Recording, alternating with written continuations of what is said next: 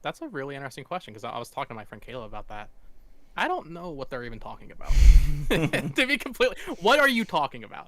You have the tiers. All the champions have the tiers, I guess, and that's a gameplay mechanic. I guess it's Tears of the Kingdom because Zelda is trapped in the past, or she's dead, or in some other realm or something. But I didn't they say like they didn't want people to copy it as like a mechanic or something? Mm-hmm. So I don't really know what that's all about. Especially waiting. I mean, they just revealed the name last September, less than a year ago. This game was announced freaking forever ago. So yeah, I don't know. That's definitely. I feel like once we beat the game, we're like hundreds of hours in. We'll be like, oh yeah, it's kind of a spoiler. But right now, dude, we're like meat arrow. Yeah, we're not meat arrow. We're just about meat arrows. Yeah. We're not concerned about. I don't know. What do you think, Zach? Did it spoil it? The direct quote from Bill Trinan is, as for why we're holding back on the name, you'll just have to stay tuned because obviously Zelda names are kind of important. Those subtitles, they start to give little bits of hints about maybe what's going to happen. And like, I guess I get what he's saying because like you said, you know, the champions have the tiers or whatnot. But if they just drop that title without gameplay, we would have no freaking idea what the heck it was. I mean, I do wonder if in their head,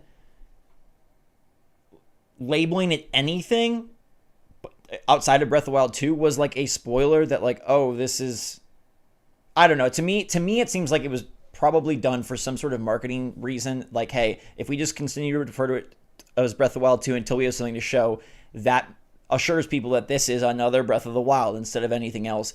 Because I don't buy this. That what hint would we have got? Like, there's a kingdom, okay, and I don't know, unless they were worried like, oh, someone's gonna die, Zelda's gonna die, you know, maybe they didn't want that going around. But I would venture to say it's all BS, and they just wanted to keep using Breath of the Wild because that's what people. Yeah, I mean, maybe they just didn't know. Yeah, they were still working on it. That's true. You're probably right. Keeping it as Breath of the Wild 2 for so long was probably the right marketing choice. Because, you know, it's not like this is Skyward Sword or Ocarina of Time or Majora's Mask where it's directly related to a gameplay thing, at least as far as we can see. Mm-hmm. So yeah, they probably just didn't know. No, that would be kind of amazing. Yeah, I got another. Go ahead. Oh, I was gonna go to another question. Yeah. If you wanted to. No, go. Yeah. Oh, okay. Yeah, this is something we didn't talk about. Angela says, I've seen a few videos covering this now, but Nintendo quietly changed the file size of Tears of the Kingdom from 18.2 gigs to 15.9. What do you think this means? This is all you. I'm not good with all this tech stuff. So basically, about a month ago, the game was listed as 18.2 gigabytes on Nintendo's site. And there was some speculation that like, oh, Nintendo Switch cartridges are 16 gigabytes. Maybe this is why they're charging 70 because it's on a bigger cartridge. And then it got brought back up this past week on Reddit. And some people made videos, as you mentioned, like, oh, if you go on the eShop, it says 15.9. So where did the 2.3 gigabytes go? What the heck happened? Is this just a scam to make us think it was bigger? I have no idea where those 2.3 gigabytes went, but I can tell you that there is no world in which Nintendo was charging 70 because of the cartridge. That was not the reason, has never been the reason. That's just the reason, and I mentioned this in my video, is like, if Sony first-party games are 70 and Microsoft first-party games are 70, you better believe Nintendo first-party games, at least some of them, are going to be 70 because they're not lower, they're not worse, they don't view themselves that way. But it is weird, like, in a month, did they just add that much compression? Did they... I saw also this, like, oh, conspiracy, like, they cut content. That would be... No way. That would be the ballsiest move ever to be like, with a month to go, we're chopping this for DLC. I don't think that's. And in a year we get the DLC for this game, and it's the exact like missing portion of the file 2.3 size. gigabytes. Yeah, God, I don't know what caused it or why. I don't think it was just like a error. I don't think they just typed wrong. I don't know. It could just be compression, I guess. I don't know why they would have uploaded it to begin with though at that point. Yeah. Because I mean, we know the game was gold when that gameplay demonstration came out in late March. Mm-hmm. And this happened, last week? So they had like another half a month to compress it, I guess. But then why would they even upload it to begin with? It's such a weird thing. Has this happened before with like a first party? As far as I know, no. That's why this was like kind of starting to catch a little bit of fire of like, what are they doing? Is there, some nefarious motive? But they uploaded the Switch Pro version on accident. Yeah, there you go. Extra gigs right there. 4K textures. I just can't think Zach of. is about to make a video, right? He's like, that's a good idea. It's percolating. I can't even think of like what benefit do they gain from making it look bigger? I mean, outside of the cartridge thing, which I guess could be some weird thing. I don't know. Like you said, it went gold. So if this was 6 months ago, I'd say, oh yeah, they just found a way to get it smaller. But we will probably never know. We will probably never have an answer. How big is Breath of the Wild? Maybe they did just want to make it look bigger. I want to say like 12? 13 Oh, okay. It says. Yeah. So yeah, it was already bigger anyway if it's 15. So Yeah. This is a weird conspiracy going on. Yeah. I don't know what was. It is very strange. Like, I'll give them that. Like, it is odd and unprecedented and weird, but I don't know. I don't have a good answer for you. I don't know. Like you said, we'll have to wait and see if the DLC is 2.3 gigs. The exact size, yeah. Becky said, how soon after release will they announce DLC? I want to say that they announced that expansion like a month after Breath of the Wild came out. It was like very soon. It was before, wasn't it? Because I Was remember it people before? yeah, because you could buy it day one with this little Switch shirt. Oh. And I remember that people were really upset because they were like, we waited so long for Breath of the Wild and now you're already selling us DLC. So it's definitely not getting announced beforehand, especially because of all the talk of this game looking like DLC. Next Direct, if that's in June, September, whenever that is, I imagine. Probably just If there's a next Direct. There's DLC. Hopefully there's a Direct. Yeah. Devin asked, or it's more of like a question comment. Something nobody has considered is that when Link was defeated in Breath of the Wild, the Master Sword was weakened. So maybe had he been able to keep fighting at that time, it would have broken back then. Deep lore thoughts here. Well, will we get a cutscene with Zelda's hand being cut off, or Link's arm getting cut off? Whoa! I hope he grabs him and chops it off. I hope to start the game. Like, I hope so. Not Zelda. Well, is the Master Sword broken or is it like corrupted? These are two different things. That's Yeah. That's where I'm confused with this game's Master Sword, because I assumed it was just like malice destroyed it, which is different than it. I don't know. I guess that's not different than it being broken, but they could be different things. I don't know. How is Link gonna lose his arm? Is it gonna be like a Luke Skywalker thing, like it's just cleanly cut off and just fall? Like, you know what I mean? There's no blood, we know that. Or maybe his arm just gets corrupted, like you're saying. Like maybe it's not. I think it's gonna be corruption. Yeah. I like your thinking though, Pat. I like this whole. That would be badass to start the game with just... Quentin Tarantino Zelda. On him. Yeah. It probably just gets because we kind of see like all the red stuff, like you were saying, like swirling around, and so it probably is just like poof, his arm sucks now, or I guess it's great now actually, like in reality. It's overpowered. Yeah. He's got a Zonai arm now. Yeah. Tony has mentioned a couple times. Do you think we'll see any Switch 2 spec references in the game files? I am not the one to talk about how data mines work, but people find stuff like that all the time, right? People find like, oh, on Call of Duty's website, it lists the Switch, and half the time it pans out, half the time it doesn't. I'll say yes, because I'm Team Switch 2 ASAP, so I'll say yeah. Okay. See, I'm opposite. I think Switch 2 is probably at least a year away. Okay. Not early 2024. Okay. It's definitely possible. I mean, I think we saw recently there was a hiring for Nintendo's nerd division in Europe, saying like high performance, was required for the job. So they're obviously working on it. It's definitely coming within a year or two, but I think they'll be smart enough to remove that from the files for this one. So let me ask you, just for my own personal question, what is happening in the second half of the year if there's no Switch 2?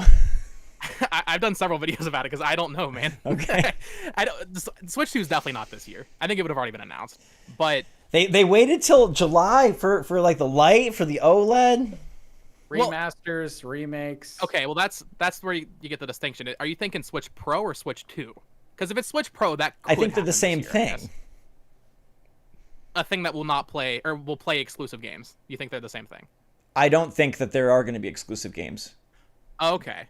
So yeah, let's just for simplicity's sake say Switch Pro. Yes, I guess okay. that's possible.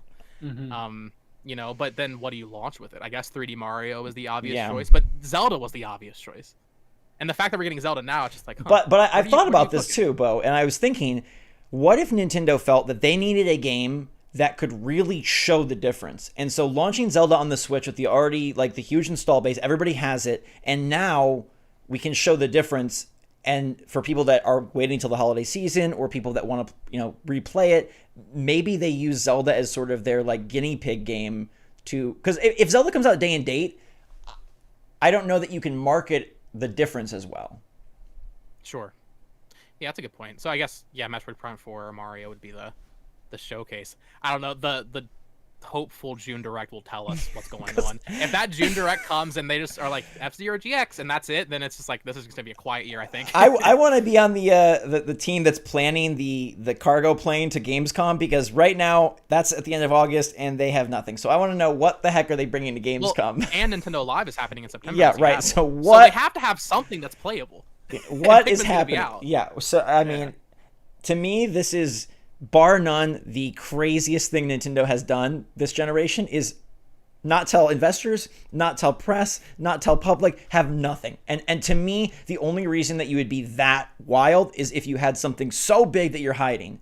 Because like you were saying, like if it's 3D Mario, why would they not have shown that at the February Direct? Get people really excited, this is coming, the Switch ain't dying. If it was remasters, like you're saying, Pat, I mean, I guess a high disappointment. Is that why they're high? Like, I can't think of a good reason if it wasn't something huge. And I know IGN has said before, like, oh, they just don't have anything. I refuse to believe that. Like, yeah, no, I also think there's going to be games for sure. I think the event in Seattle, I think all of us are just assuming that it's going to be this hardcore E3 replacement when Nintendo literally could show up with Tears of the Kingdom and be like, we have a new game. Like, yeah. I don't know how hardcore it's going to be. I think the rest of the year is going to be very dry. I think there's going to be remasters, remakes, and I'm thinking that this is the holiday game, which scares me. But why? But there's Pokemon DLC. What's the reason? Maybe because next year they have their new console coming out. They just want these games to sell. At that point, why not wait to release Zelda? What's another 4 months to get it in September, October? Especially because, I don't know if I did a video on this, but they have released so much in these past 6 months. Why did they release the Xenoblade DLC last week? Exactly. It makes no sense. I will bet my right arm that there's a new game in November. There has to be. Yeah. The fact that they've pushed so much so quickly. I mean, even something like the Pokemon DLC, they could have held that announcement. And it is very curious that the Pokemon DLC releases as late as it does. Because if we look at past patterns with the Zelda DLC and the Pokemon Sword and Shield DLC, that should be coming out in the summer. And it's not. I mean, maybe that's just them listening to feedback on that. In that case, maybe they're going to make the game run good by the time it comes out. We still don't have home support for that.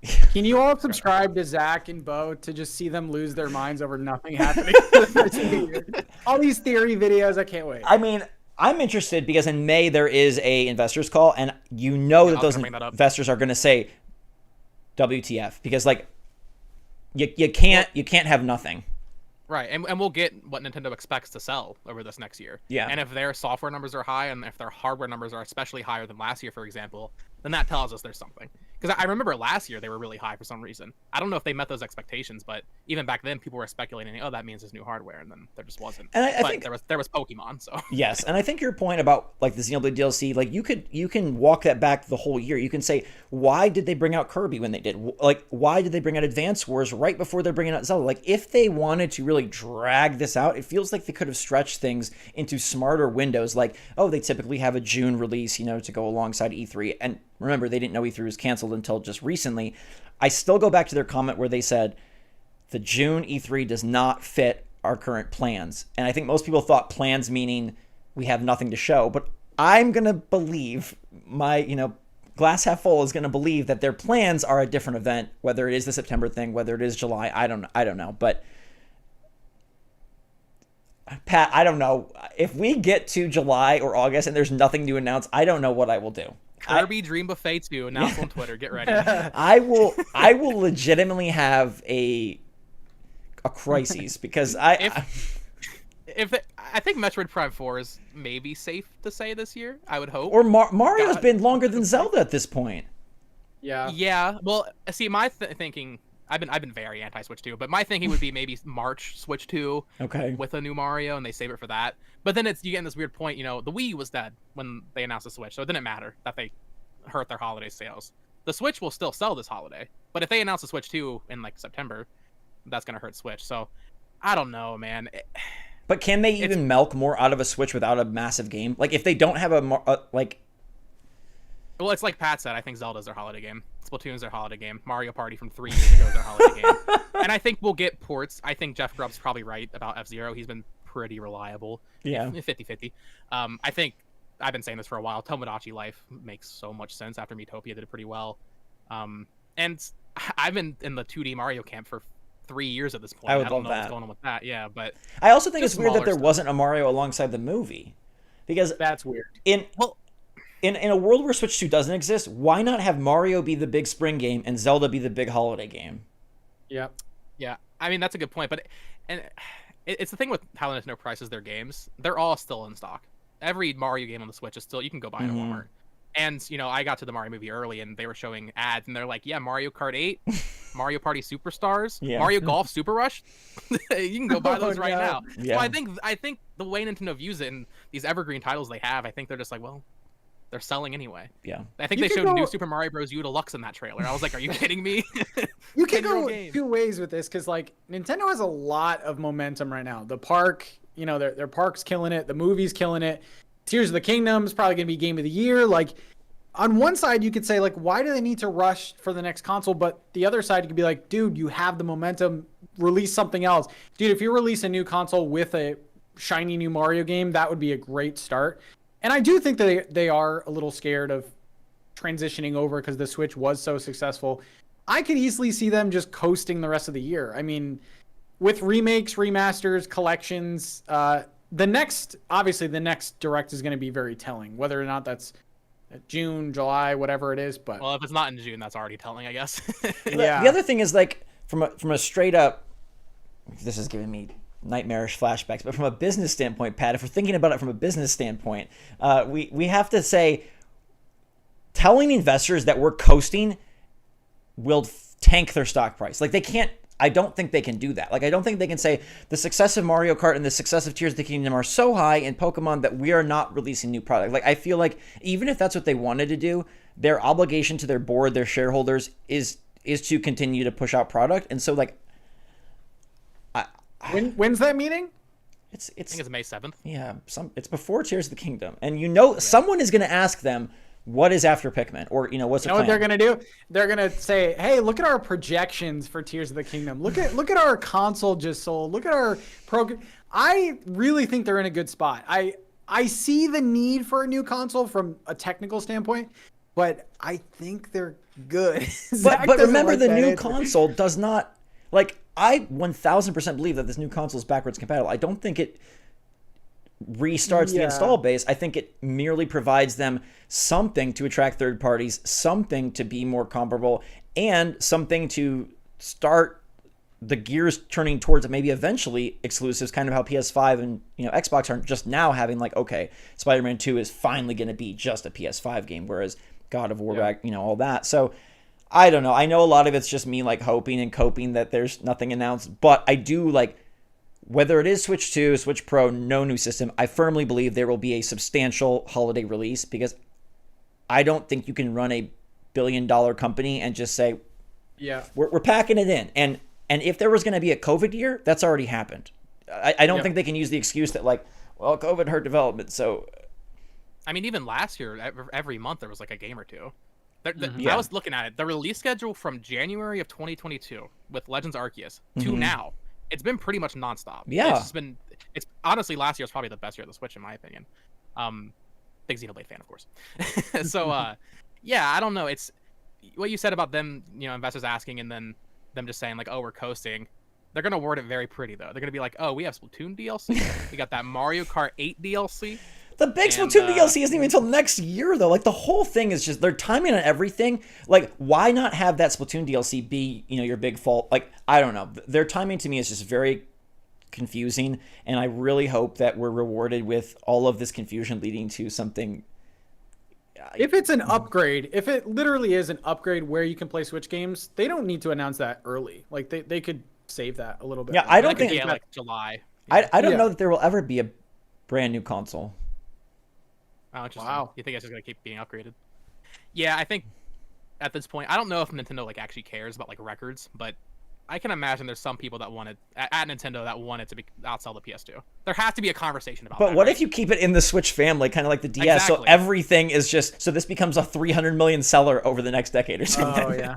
You know what I mean? It's just like, to me, unless they're going to abandon the Switch concept, I don't know that there will ever be a like true break in like, oh, this is, you know, this thing runs UMDs like the PSP. Like, I don't know that there will ever be that break, because why? Why would you? Yeah. If you can take the Xbox Series approach, if you can take a PC approach, I feel like we had people predicting that for decades, well, maybe not decades, years, and I feel like we're just at that point now where, like, the PlayStation 6, the Xbox Series, double X, triple X, like whatever it's going to be, it's just going to be these incremental steps for better, for better, I guess, or for worse. Okay. Well, Zach, let me ask you this. Yeah. Do you think the Switch Pro or Switch 2 is just more powerful and there's nothing else to it? Because I feel like there has to be a gimmick. I know it's Nintendo. I know they, by all means. What do you mean by a gimmick? Like, is a D-pad a gimmick? Does that count? I'm saying, like, I think it might have 2 screens. That's okay. No, something like that. No. I mean, I would love that. I personally would prefer that, but I have this feeling that the Switch they kind of landed on their ultimate gimmick, and no shade to Furukawa and whatever, but I almost feel like the minds of Iwata and Reggie that seem to be constantly pushing forward maybe have shifted to more of a business approach, and so maybe they are more in like, hey, let's just improve and upgrade and be in line with our competitors. I think like a refined Joy-Con or a D-pad or something like that is definitely themes. That's definitely possible. But themes, that's the big selling point for the Switch too. But having like something dramatically separating, I would love it, but I wouldn't put money on it. Sure. Apparently, the investor meeting is May 9th. Backwards compatibility. Yeah, well, no, I mean, I was thinking, I know they wouldn't do this because of Switch Online, but we're at a point now. I don't think GameCube Switch Online's ever happening. There's no. I don't think so. But DS is probably the next thing, I would imagine. So without Wii U, it was already done. Right, yeah, exactly. Even just bringing back more Wii U games, like, no spoilers for Xenoblade, but I think Xenoblade Chronicles X has to be ported now. So clamshell 2 screens or just stacked? Yes. Okay, clamshell. Well, clamshell. I don't know how they would do it. I'm not a freaking technical engineer. Sure. Maybe you can detach it or something. I don't know, but I feel like maybe I'm just nostalgic for the DS and 3DS. And I'm just what about just like rotating the Switch and playing the DS games that way? Sure, but then I guess either way you'd have the issue of not being able to play them on TV. Yeah, I guess they could do that and just have like a controller that works that way. I do think you bring up a good point though, of just like, and we're so off Zelda topic, but yeah, this is a Zelda podcast. Is there, just the idea of like Nintendo that's been so gimmick driven and has invested so much in R&D, are they kind of finally succumbing to the power side of the game industry, or will they continue to have, this one has built-in AR, or, whatever, something weird like that. I guess all of the leaks, all of the rumors, if you believe them, from like the Nvidia side, from the Bloomberg side a couple years back, all of that seems to indicate that it really is just a tech upgrade, but you never know. I don't think people expected the Wii U. I don't, the Switch was at some level a surprise, so we will find out. Yeah, I just want it to be backwards compatible. That's all I need. Yeah. I do have one final question to kind of bring it home, because it does go into leaks and stuff. Krista says there's been a lot of controversy. Kitten Krista? The Krista? No, not she's here. The better Krista. All right. There's been a lot of controversy surrounding the latest leaks. People are saying reporting on them ruins it for everyone else and creates a culture that encourages spoiling games for attention and views. Where's the line between reporting on news, rumors, speculation, and fun things versus spreading video game gossip? And how can we have more open conversations about this? Because as a woman especially, it's very off-putting to voice valid criticisms or even just questions when you're met with responses like, if you don't like it, don't watch it. Women are so whiny and annoying. That Zelda fan base, though. Well, that last point, yeah, that's horrible. No one should be saying that. Yeah. I do kind of agree with, if you don't like it, don't watch it, though. I mean, in a perfect world, I guess we would all, get in a circle and agree to not share the leaks, but like that just, it's not the world. And I don't know. I guess you could say, hey, we'll just be the one that doesn't share it. But I also don't think it's like immoral to share leaks or something. As long as you're making it clear, I think that if you don't like it, don't watch it, thing kind of works. Because then if you don't want the leak videos, I mean, you don't have to have the leak videos. It's definitely a fine line you have to draw with your audience. Like, I mean, Zach, your entire channel it's a lot of rumors and news coverage. So people go to Switch Force, they know what's going to be on there. They know they're going to be talking about Switch 2 and video leaks and all these things. Yeah, I think you just have to build your audience that way. They have to know what to expect. And there is another fine line too with like how in depth we get with the leaks. I mean, we were talking earlier, like what's our personal limit for Zelda leaks.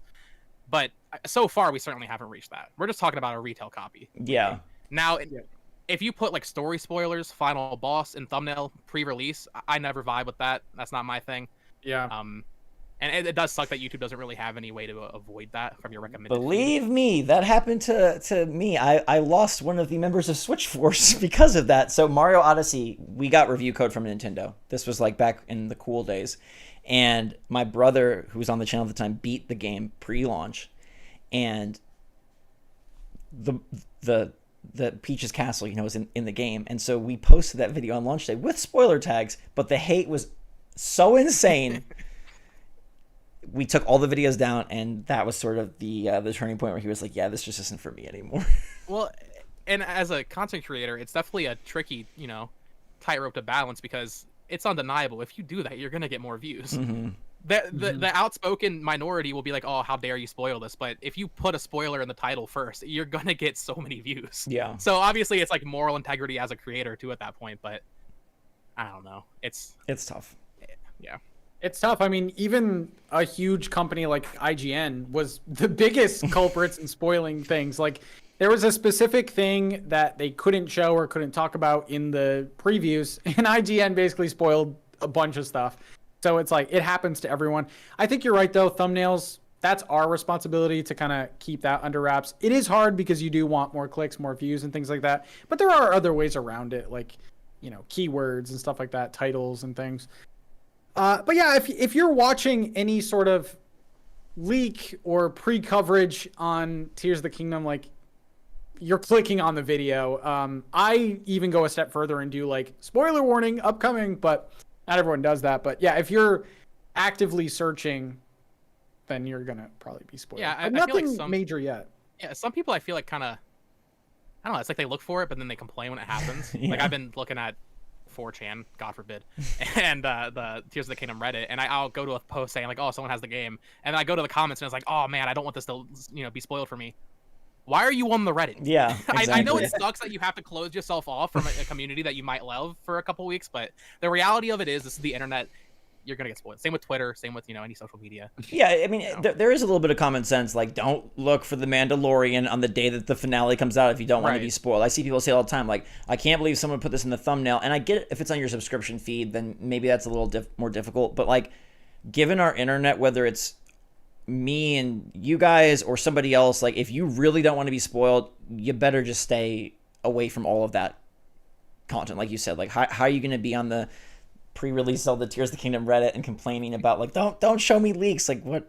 But I think people like, I think there is a certain satisfaction of like towing that line. Like, I had this strategy guide for Tales of Symphonia when I was little. This is a stupid anecdote, and I always want to know the final boss. And I had my brother look, and I was like, but don't tell me.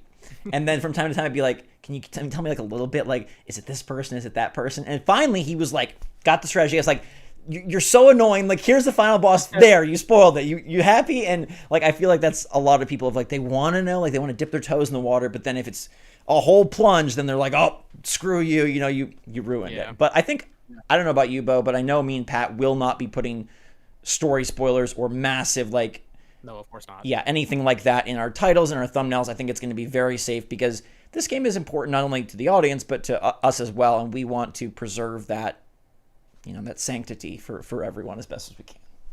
Yeah, Hard to agree. Yeah, and nothing major has spoiled yet. Yes. The only thing that I definitely wouldn't look into is the art book, because apparently there's enemies and items in there. But I will say that because I have seen the art book, and I will say that the gameplay presentation kind of revealed the big spoiler. I mean, yeah, one of the biggest spoilers in the art book was kind of this idea of weapon combining, and that's kind of, now out there. So as of right now, you're good. When we do this podcast next week, probably won't be good. So we'll talk about that then. But Bo, thank you so much for joining us. I had a fantastic time. We could talk Switch 2 forever. But yeah, thank you guys for being here. Pat, thanks for joining. We'll be back next weekend for our last one before the game. That's nuts. That is nuts. It's been so long. You're talking about Office Depot. I remember seeing that trailer in a hotel. Like, that was a long time ago. That was a long time ago. And now we are, less than 2 weeks away, which is exciting. So thank you so much, everybody, for watching. Until next time, Switch Force out.